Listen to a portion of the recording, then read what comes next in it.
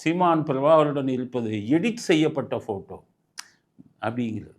ஃபோட்டோவை எடிட் பண்ணி கட் பண்ணி சேர்த்து போட்டார். இந்த எடிட் பண்ணுறது கட் பண்ணுறதெல்லாம் உங்கள் அப்பாவுக்கு தான் கை வந்த கலை. உங்கள் அப்பாவை 2001 கைது பண்ணும்போது அப்படியே தூக்குனாங்க தலைக்கு மேலே, வேசியெல்லாம் வந்து விழுந்தது. அப்போ உங்கள் அப்பா 2 கேமரா எடுத்தாங்க. போலீஸ் கேமரா ஒன்று, உங்கள் சன் டிவி உங்கள் குடும்ப கேமரா ஒன்று எடுத்தாங்க. அதுக்கப்புறம் சன் டிவியில் ஐயோ அம்மா கொள்கிறாங்களேன்னு வந்தது.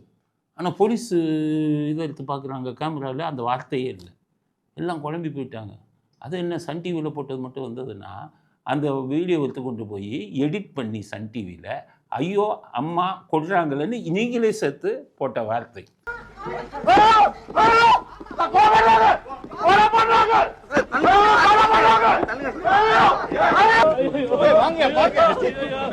எடிட்டிங்கில் மன்னர்களாச்சு நீங்கள் மற்றவங்களை எடிட்டிங் பண்ணுவாங்க, பிரபாகரன் வச்சு பிரபாகரன் ஃபோட்டோவை எடிட் பண்ணிட்டு சொல்கிறீங்களா?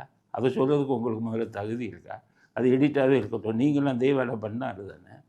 அதனால் பிரபாகரன் உங்களை தூண்டி விட்டு அவர் சீமானை வந்து அதை மாதிரி இல்லை அப்படின்னு பொருளையை கிளப்புறாங்க.